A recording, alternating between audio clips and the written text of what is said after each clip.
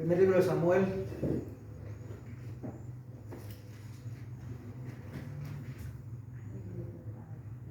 Primer libro de Samuel, capítulo 18.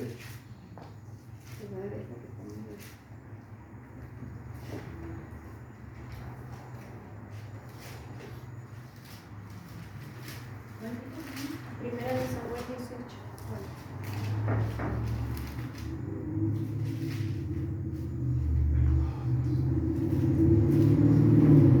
Primer libro de Samuel, capítulo 18. Vamos a leer 4 versículos del 1 al 4. Empezamos en el nombre de Jesús, como lo hemos leído siempre, como tenemos por devoción. Vamos a esperar si lo tiene ya. ¿Sí lo encontró? ¿Sí?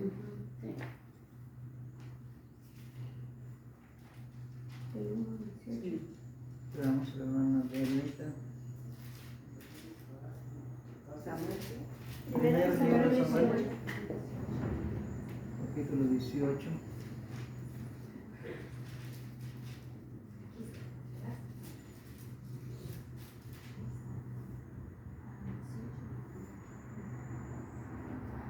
Verso del 1 al 4. Empiezo con el 1 y así nos unimos en el 4. Y dice así la palabra del Señor. Aconteció que cuando él hubo acabado de hablar con Saúl, el alma de Jonatán quedó ligada con la de David y lo amó Jonatán como a sí mismo. Y Saúl le tomó aquel día y no le dejó volver a casa de su padre. Hicieron pacto Jonatán y David porque él le amaba como a sí mismo. Y Jonatán se quitó el manto que llevaba y se lo dio a David y otras ropas suyas hasta su espada y su arco y su talabarca. Señor, te damos gracias por esta mañana, por tu bendición, por tu presencia, Señor, que está en medio de nosotros. Pedimos en esta mañana que el Espíritu Santo acomode y reparta lo espiritual a lo espiritual según la necesidad de los que estamos aquí, en el nombre de Jesús. Puede ocupar su lugar. Vamos a hablar, hermanos, de el pacto de Jonatán y David. Este pacto, el pacto como consecuencias después del pacto es amor y misericordia. La misericordia, hemos hablado que la misericordia es amor en acción. Entonces, cuando hay un pacto, entra también ahí el amor en acción. Y eso es lo que vamos a hablar hoy, esta mañana: el pacto, el amor, la misericordia en acción. Y dice entonces aquí en el verso 18 que David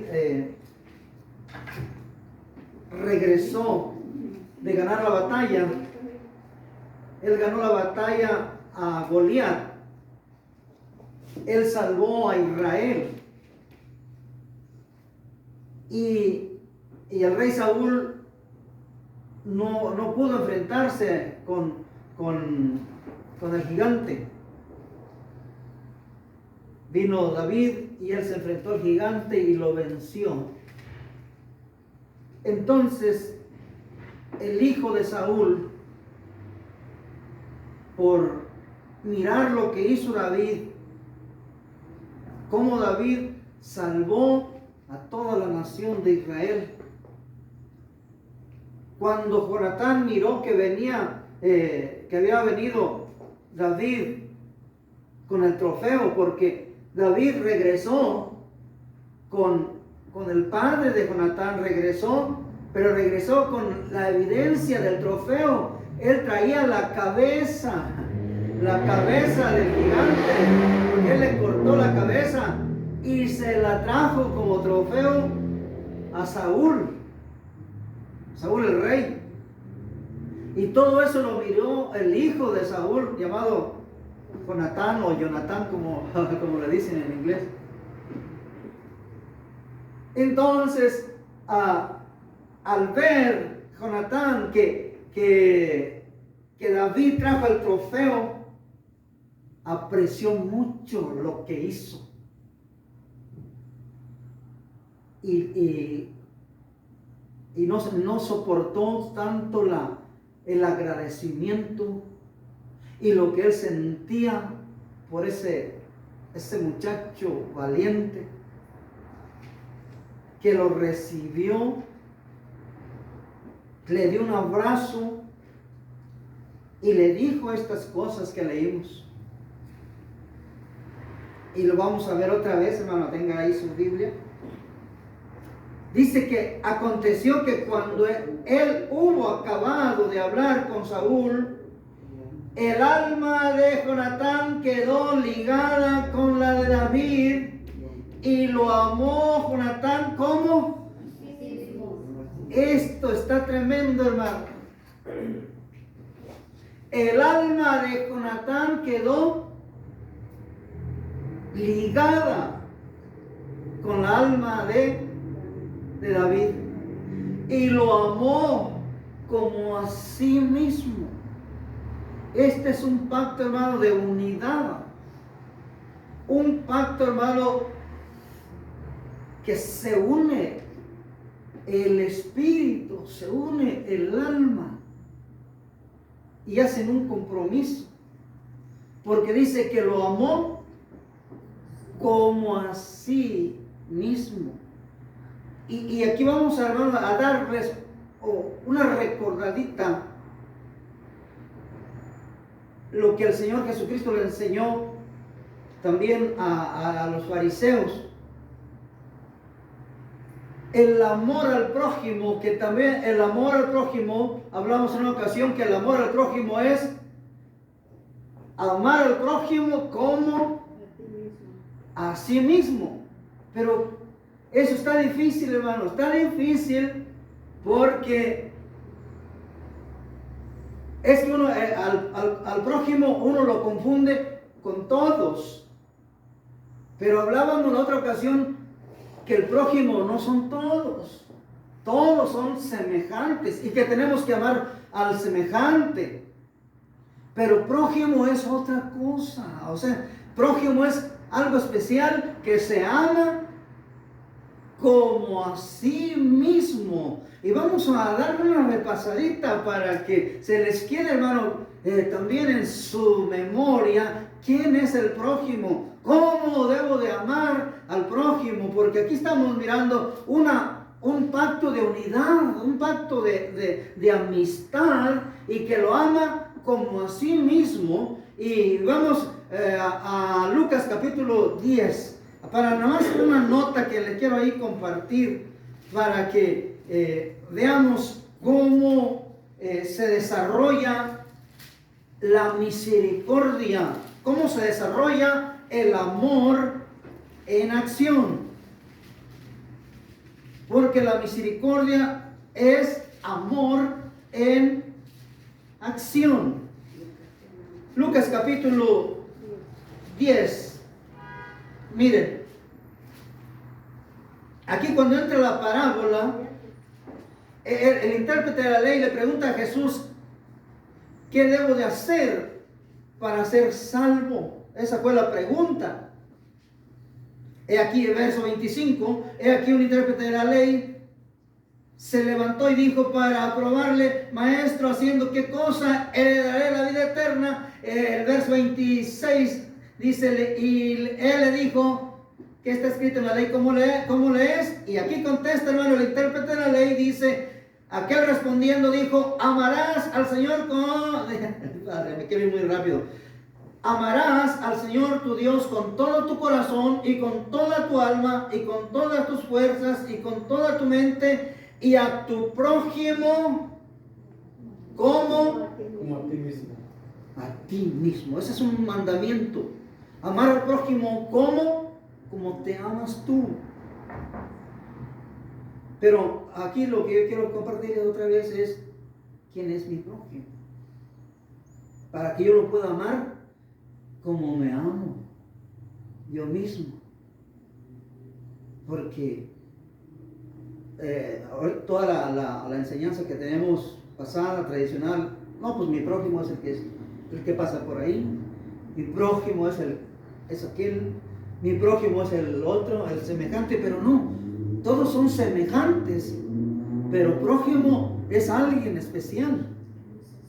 Como ahorita, como lo estamos viendo, como Jonatán y David, se amó como a sí mismo, pero ¿por qué? Porque era algo especial por lo que había hecho David. Entonces, hermano, aquí el intérprete dice, bueno, la ley dice que amemos a nuestro prójimo como a mí mismo. Bueno, pero vámonos más rápido. Estamos ahorita en Lucas capítulo 10, en el verso... ¿Dónde me quedé, hermano? 26, 27, 28. A tu prójimo como a ti mismo. 26, hermano. Entonces, pero miren, ahora en el verso 28 dice, y él le dijo, bien has respondido, haz esto y vivirás. Y el verso 29 dice, pero él queriendo justificarse a sí mismo dijo a Jesús, ¿y quién es mi prójimo? Esta es la pregunta, ¿quién es mi prójimo? Porque todos, yo pienso que todos son mis prójimos. No, yo quiero que tú me digas quién es mi prójimo. Y es cuando Jesús le da la enseñanza del que cayó tirado en el camino.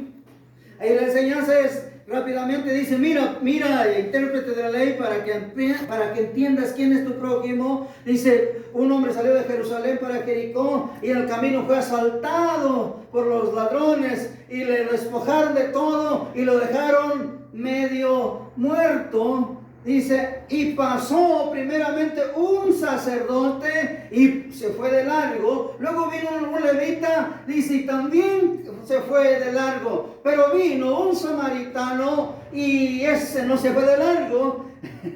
Nosotros sí se han ido de largo. Entonces hay mucha gente que se va de largo, pero el samaritano no se fue de largo. Entonces dice, el samaritano se quedó y se bajó de la cabalgadura, le puso aceite, le puso vino y le puso las vendas. Y luego lo sube a su caballo, todo ensangrentado, su silla, y lo sube y él se va a pie, el samaritano, y lo lleva al mesón. Y allá llega al mesón y le dice, aquí te dejo, aquí enfermo, dice, y te dejo estas 2 monedas, te dejo 2 denarios, y cúrale. Dice, yo voy a seguir mi camino, mi negocio, pero cúrale, y si algo te hace falta, cuando yo regrese te los pago, todo lo que haga falta. Entonces, hermano, Jesús termina esa historia y le hace la pregunta al intérprete de la ley. Dice, aquí Jesús le hace la pregunta en el verso 16, vamos rápidamente al verso 36, dice, Jesús le hace la pregunta al intérprete de la ley, dice, ¿quién pues de estos 3 te parece que fue el prójimo del que cayó en manos de los ladrones? ¿Quién hubiera usted preguntado, hermano? Si Jesús nos está preguntando, ¿quién es el prójimo de estos 3? Vean la pregunta, que él no está preguntando si el que estaba caído era el prójimo. Él está preguntando, ¿quién es el prójimo del que cayó en manos de los ladrones? Si alcanzamos, hermano, a notar eso. ¿Quién es? Si Jesús nada más le hubiera dicho, ¿quién es tu prójimo? El intérprete hubiera dicho, pues mi prójimo es el que cayó en las manos de los ladrones. Ese es. Pero Jesús no le está preguntando eso. Si notan que él le pregunta, ¿quién es el prójimo del que está tirado? ¿Quién es el prójimo del que cayó? ¿Quién es? Y veamos, hermano, ahí la respuesta, que ya lo entendió en el verso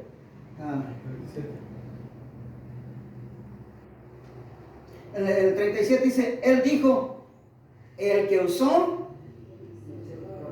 de misericordia. ¿Cuál fue el prójimo entonces? El que hizo misericordia. Ese fue el prójimo. ¿Por qué? Porque hizo misericordia. Él se convirtió en el prójimo del que estaba caído. Entonces, cuando alguien está caído, necesita de un prójimo. Y el que está caído necesita el prójimo, pero también si yo voy pasando cerca del que está caído, yo me puedo convertir en el prójimo de él. ¿Cómo me puedo convertir en el prójimo de él? Usando de misericordia. ¿Sí? Eso es la verdad. Porque el sacerdote y el levita tuvieron la oportunidad de ayudarle al que estaba tirado, pero no lo hicieron, no tuvieron misericordia. Ellos no fueron el prójimo del que cayó. Ellos no fueron. Y aunque iban a la iglesia, y aunque cantaban bien bonito, pero no fueron el prójimo del que cayó. Porque no usaron de misericordia. Entonces el que estaba caído dijo, ese es mi prójimo, ese es mi prójimo, el que me ayudó, ese es mi prójimo. Y entonces, cuando este se levanta de ahí, de lo que estaba tirado, él aprendió la lección para convertirse también. Después de que él se levanta de la caída, él ya había aprendido cómo convertirse en prójimo del que está tirado. Entonces, con esto, hermano, es lo que trato de explicarles para que no confundamos, hermano, porque siempre hablamos, nos dicen así, es que nuestro prójimo es él. No, él es semejante y tenemos que ayudarle porque es nuestro semejante. Pero el prójimo es alguien especial que hizo por ti cuando tú estabas tirado. Y el prójimo es también, cuando uno se convierte en prójimo, es porque uno hizo algo especial también por el que está tirado. Ese es el prójimo. Entonces es ahí donde entra el amor en acción, entra la misericordia en acción. Y eso es lo que vamos a ver, hermano, entonces en este pacto de David y Jonatán. Volvamos otra vez, hermanos, a primer libro de Samuel. No, segundo libro de Samuel. Primero Samuel 18. Dije. Dios mío.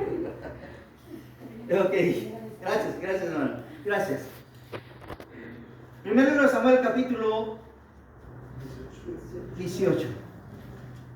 Gloria a Dios. Vamos bien, hermano, vamos bien.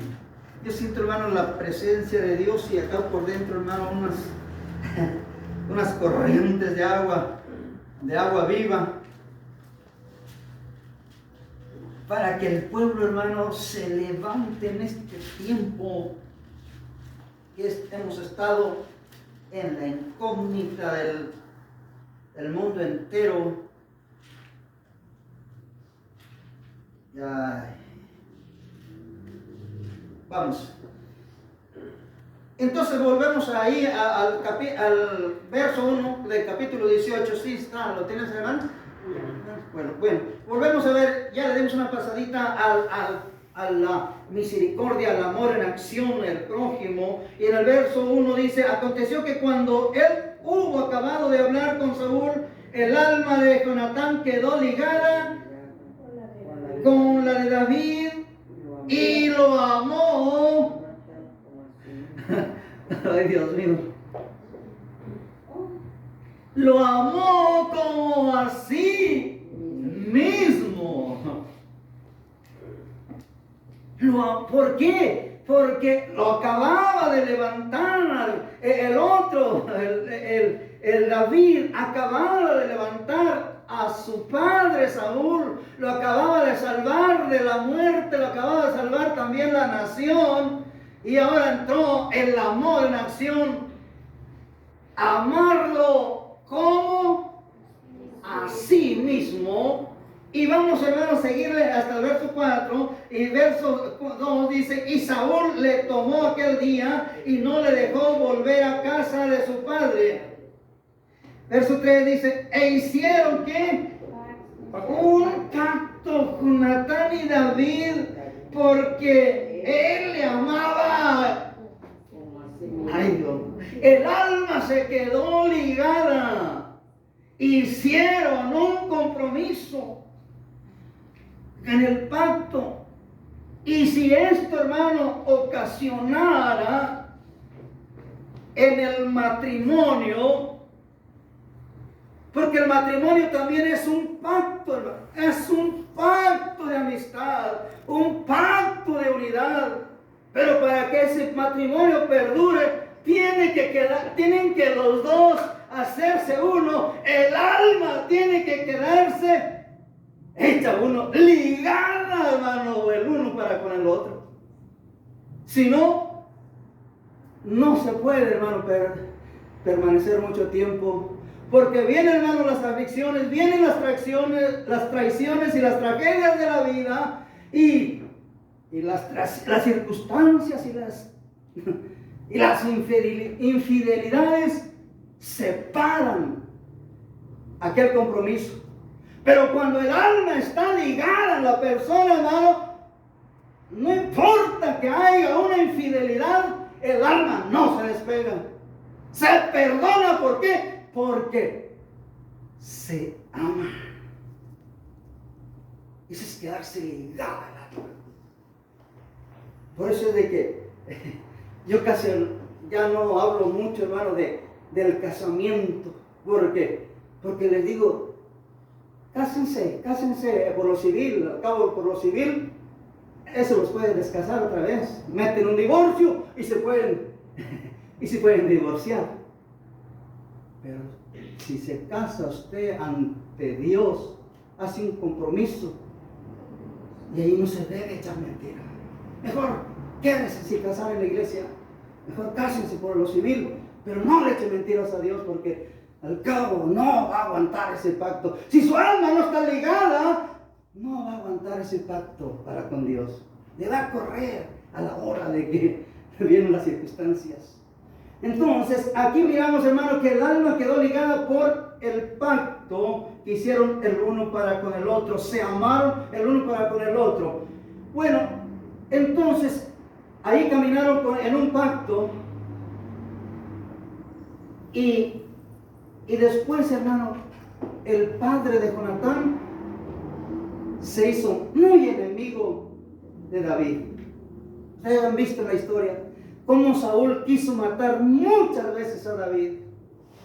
Muchas veces lo quiso matar porque le entró envidia, porque a David le dijeron, cuando David viene, hermano, de derrotar a los gigantes, las mujeres compusieron un corrido. ¿Cómo un corrido? Compusieron una canción que decían, David hirió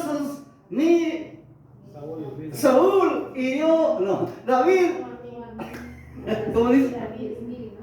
Saúl mató a mí. Saúl mató a mí y también mató a mí. Pero decían cantando, Saúl hirió a sus miles y David a sus 10,000. Y cante, las mujeres lo recibieron con ese corrido que lo acaban de componer. Entonces, se enojó Saúl, se enoja tanto, ese ya me va a quitar a mí el gobierno. Ese ya me está usurpando mi trono. Ya toda la gente se está yendo con este muchachillo y yo estoy quedando. Le entró una envidia que le vinieron los deseos de matar al muchachito, a David. Y en muchas ocasiones lo persiguió, pero ¿sabe qué? David tenía un pacto con Jonatán. Y el hijo de Saúl, llamado Jonatán, sabía bien lo que su padre planeaba cuando iba a matar a David. Y por el pacto, por la unidad, por el amor que tenían el uno al otro, por el pacto, Jonatán iba y le decía a David: no pases por ahí porque mi padre te tiene ahí una emboscada, mi padre te quiere matar. Y después, hermano, también Saúl se dio cuenta que su propio hijo estaba llevándole mensajes a David. ¿Y qué hizo también? Su propio padre quiso matar también a Jonatán. ¿Por qué? Porque Jonatán estaba unido con David. Yo sé que tú vas a reinar.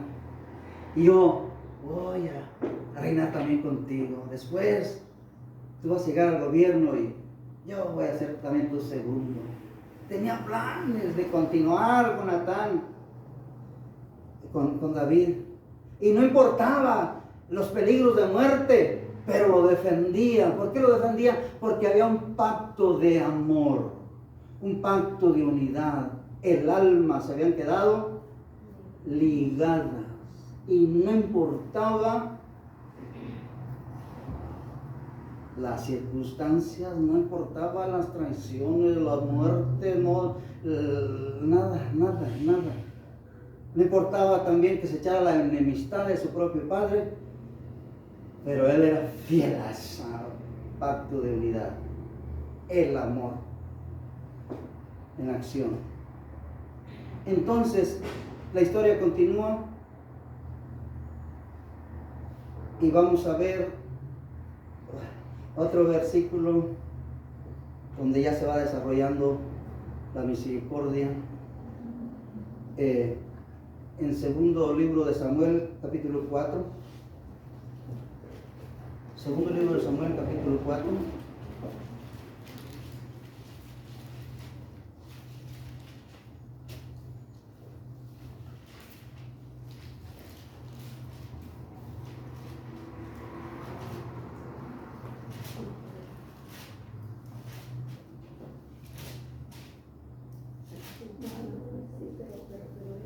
Segundo libro de Samuel.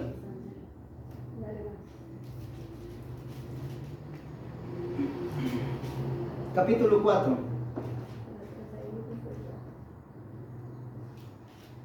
Aquí avanzó ya, hermanos, mucho el tiempo, las experiencias.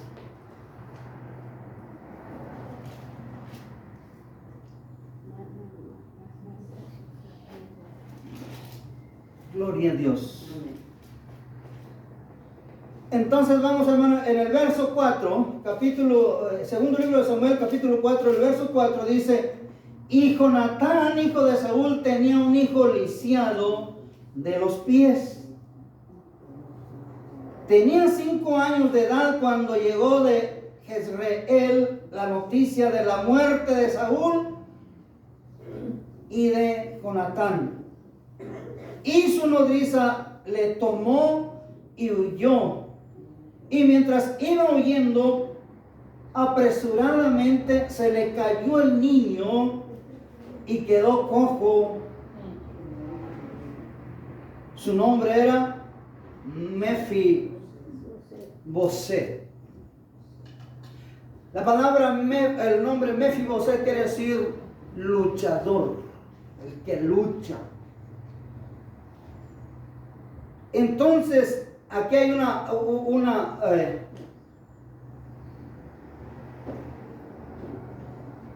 está concluyendo casi la historia de Saúl y de Jonatán. Hubo guerras,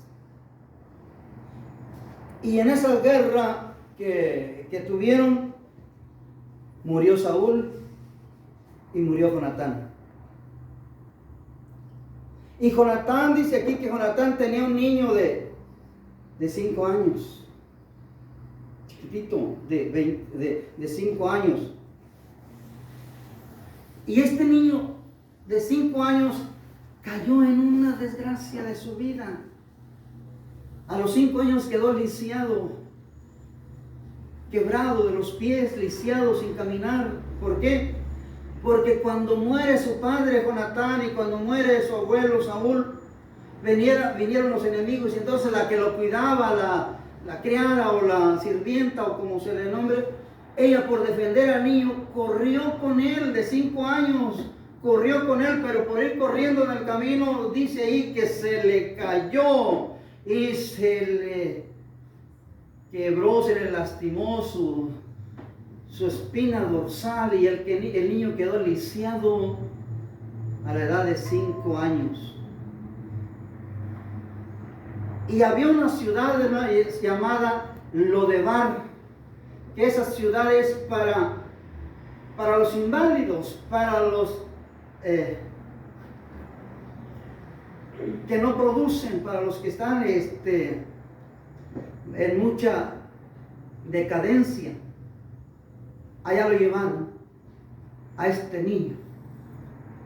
Pero lo que yo quiero, hermano, que veamos, hermano, la misericordia de Dios a través del pacto, a través del compromiso, porque ciertamente Jonatán había muerto, Saúl ya había muerto, pero David no había muerto. David, después de que ya murió Saúl, David se levantó como el rey de Israel, conforme al corazón de Dios, David, para gobernar conforme al corazón de Dios. Y David él sabía, hermano, lo que es la misericordia. Él sabía, David, que es misericordia, porque él conocía a Dios. O sea, el gobierno, hermano, teocrático, o sea, David no le daba cuentas a nadie. El gobierno, ya les he compartido muchas veces que el gobierno democrático en este tiempo, ese no le da cuentas a Dios. Todo el gobierno que tenemos ahorita es demócrata, porque ellos le dan cuentas al pueblo, cuentas al pueblo, y hacen las campañas para que el pueblo, para ganarse al pueblo, y hacen sus campañas para que el pueblo vote por ellos. Y cuando ya llegan a la presidencia, el primer año tienen que dar su primer informe de gobierno. ¿Pero a quién se lo dan ese informe? Al pueblo. Al pueblo. Miren, hemos avanzado, hemos hecho cambios, pero le dan cuentas al pueblo, no a Dios. Todo tipo de gobierno, llámese como se llame, demócrata, o llámese del PRI, o llámese el republicano, o llámese, ¿cómo es el otro? Liberal. Sí, pero aparte, ¿cuál es el que está operando ahorita? Demócrata. Demócrata. Oh, ok. Aquí. Llame, sí, porque en México también hay democracia. Morena, allá en México. Entonces, llámese como se llame el partido, todos son demócratas, porque es el poder del pueblo. Tienen que darle cuentas al pueblo. El pueblo es el que los pone. Entonces, pero David no, hermano. David no le daba cuenta al pueblo, porque David tenía un gobierno que se llama teocracia. Teocracia. Quiere decir Dios, las cuentas a Dios, no al pueblo, a Dios. Que se enoje el pueblo, que se enoje, pero que no se enoje Dios conmigo. Yo le doy cuenta a Dios, que se enoje quien se enoje, pero David decía, es que yo tengo un gobierno teocrático, que le tengo que dar cuentas a Dios, porque nadie está por encima de mí, excepto una sola persona, el reino de Dios. Dios mismo es el que está por encima de mí, y a Él le doy cuentas. Es un gobierno teocrático. Entonces David llega a su gobernatura, y cuando él un día está sentado, hermano, ya lo vamos a mirar, él está sentado descansando, y yo creo que se sentó ese día en el sofá y empezó a ver las prendas que había guardado como trofeo, porque cuando hay un pacto, tiende de corazón darte un regalo. Ay, me caes bien hoy, cuánto te quiero hoy. Ven, tómame. ¿Qué se dieron David y Jonatán? Dice que le dio su algunas prendas le dio ahí. Voy a regresar tantito, hermano, ahí. En el pacto, mire, en el verso 4, si quieren no lo vean, pero si lo tienen cerquitas, léanlo. En el capítulo 18, en el verso 4 dice, y Jonatán se quitó el manto que llevaba y se lo dio a David, el manto, y otras ropas suyas, hasta su espada, su arco y su talabarte. Se las dio el día que hicieron el pacto. El día, los que han hecho estas bodas de mucho reconocimiento, como se acostumbra en un pacto, en un matrimonio, no, pues que el anillo, que las arras,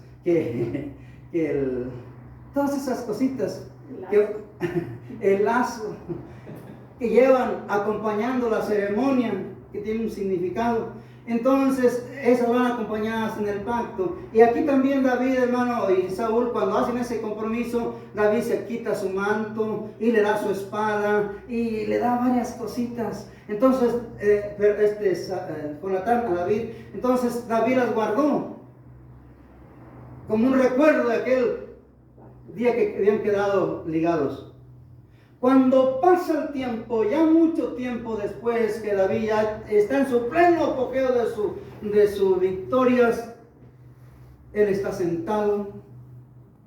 Yo me imagino a David sentado en su sofá, descansando, y de pronto mira, colgada en la pared, la espada de mi amigo, con quien hice un pacto, la espada de Jonatán. El manto ahí está colgado, es un trofeo que tengo ahí. Y se acuerda de ese día del pacto que había hecho con su amigo al ver las cosas colgadas en la pared. Y miren lo que dijo. Vamos ahora sí a adelantarnos un poquito al capítulo 9 de segundo libro de Samuel. Ahí vamos a estar nosotros terminando esto. Cuando David, hermano, está descansando, segundo libro de Samuel, ¿no tienen, hermano? Amén. Capítulo 9. Amén. Oiga lo que dijo David. Dijo David, ¿ha quedado alguno de la casa de Saúl a quien haga yo misericordia por amor? ¿A quién? Le vino un recuerdo, hermano, ahí al rey, hermano, al rey de Israel, al rey teócrata, que podía hacerlo todo. Dijo, ¿ha quedado alguien? Les hace la pregunta. ¿Habrá uno de la familia, de la casa de Saúl?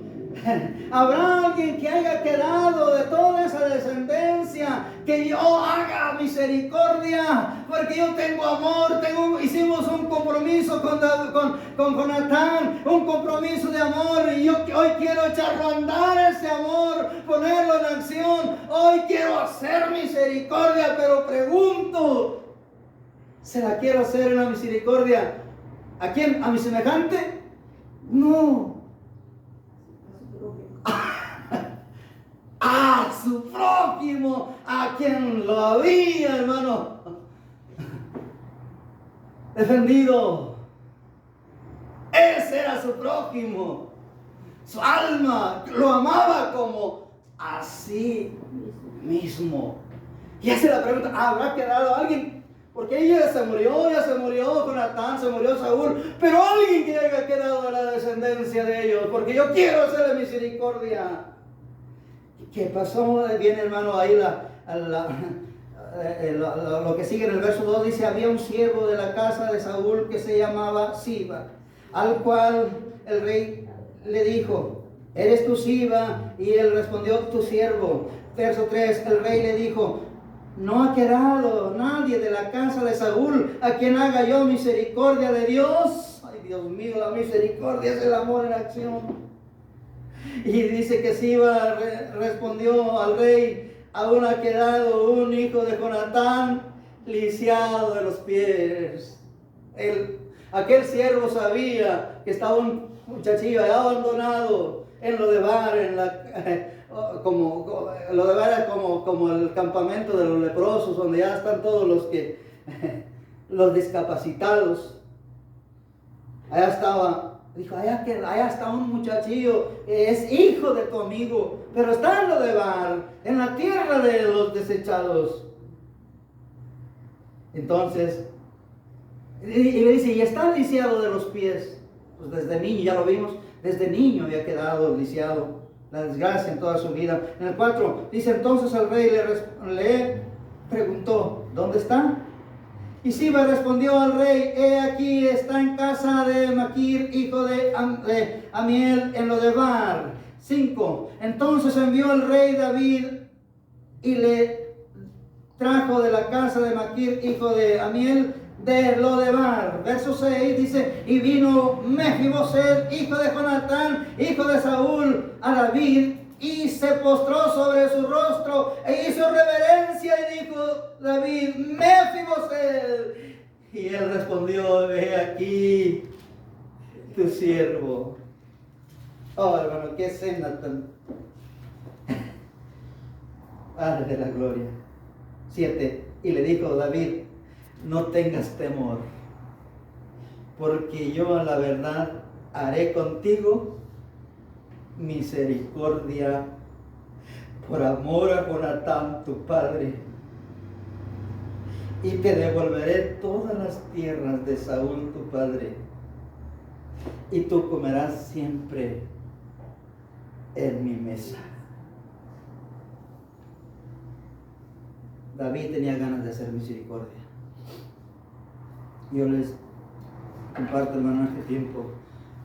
Dios tiene tantas ganas de hacer misericordia con su pueblo, con su iglesia que ha estado lisiada por mucho tiempo.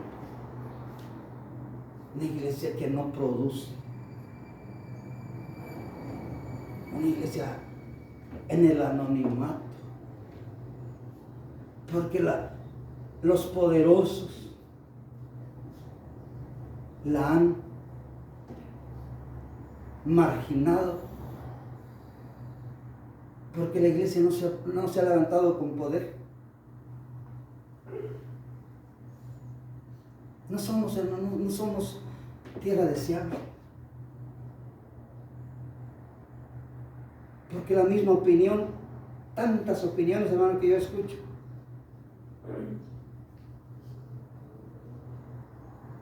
de que la iglesia es pobre. Y tanta gente, hermano, de que no quiere ir a la iglesia porque no tiene nada que dar. Porque no produce. Por las circunstancias de la vida y por las enseñanzas que hemos traído desde hace tiempo, que uno tiene que ser pobre pero honrado, pobre pero humilde. Y eso, hermano, no lo lleva nada a la persona a gobernar, porque no tiene fuerzas. Tiene que depender, la iglesia tiene que depender de los demás. A mí mi iglesia tiene que depender de los grandes gobernantes, del gobierno demócrata.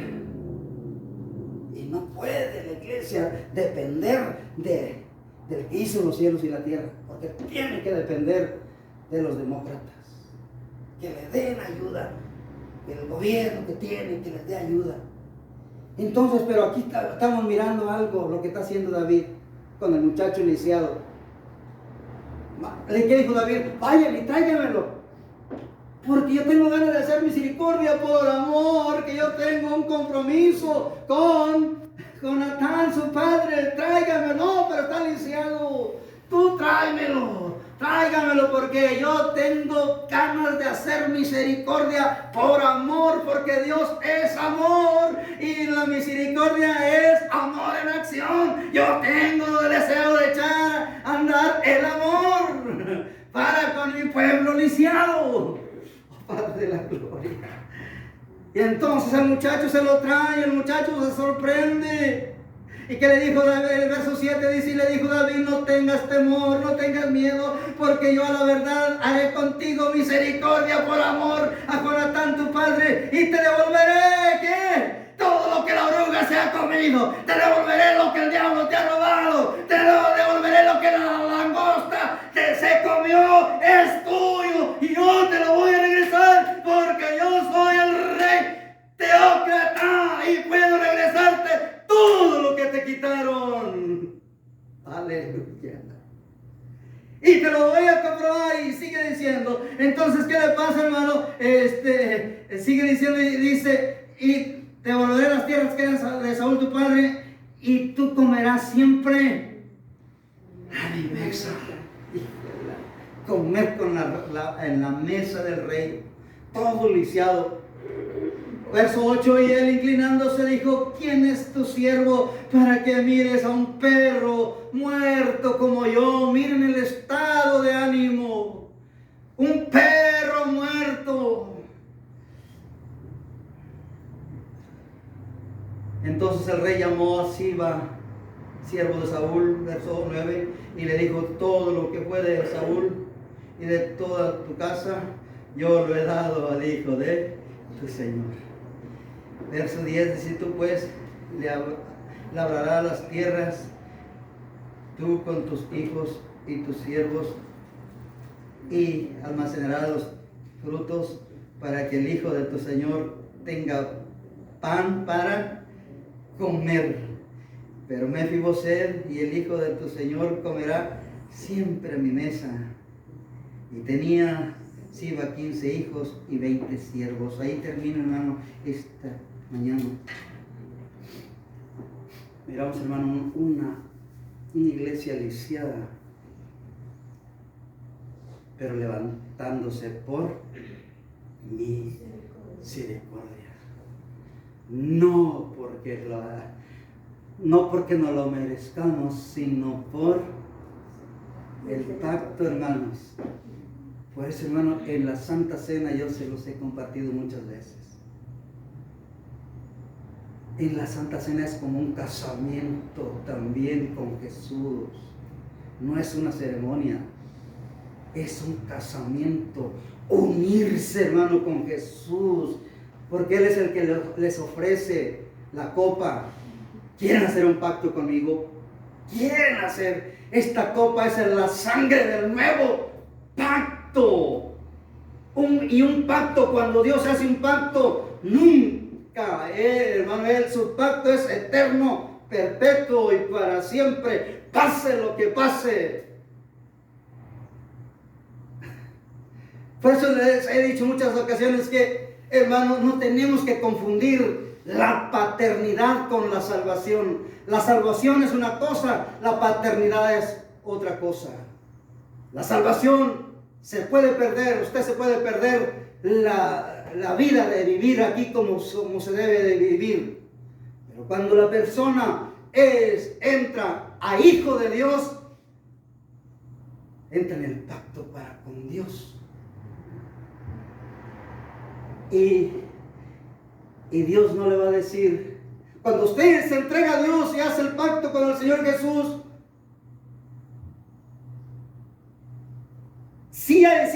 sí cae la persona en pecados, pero Dios nunca le va a negar la paternidad. O sea, la persona se pierde el propósito de vivir aquí en la tierra, porque Dios tiene un plan y un propósito de que lo hagamos aquí en la tierra. Entonces uno se pierde de vivir ese propósito aquí en la tierra. Salvación se perdió, pero la paternidad no, porque Dios nunca le va a decir, ya no eres mi hijo. No se puede, hermano. Es como cuando usted, hermano, que es padre de familia, usted, aunque su hijo, hermano, ande haciendo lo que ande haciendo, y aunque usted diga, ese ya no es mi hijo, dentro de usted sabe que sí. No se la puede quitar.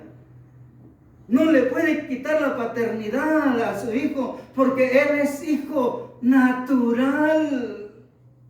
Pero él es mi hijo, pero mira cómo anda. Pues sí, pues, pero anda bien mal, él se perdió la vida, la manera de vivir aquí en la tierra, pero él es mi hijo. Él es mi hijo. Igualmente también entonces aquí miramos, hermano, en el pacto, hermano, no se pierde la paternidad, o sea, el amor, el pacto de Dios es para siempre. Y aquí lo miramos, hermano, que Mefibosé sí cayó, hermano, en lo de mar, pero fue levantado por el pacto, por la misericordia de Dios. Pero está lisiado. ¿Qué importa que esté lisiado? Tráiganlo a mi mesa. Al cabo, cuando él esté en mi mesa, yo no le voy a ver los pies, yo le voy a ver su corazón frente a frente. Yo no voy a ver tu lisiado, voy a ver lo que tú eres. Tu corazón está completito y yo te regreso pero yo no puedo caminar. No importa que no puedas caminar. Ahí tiene el muchacho.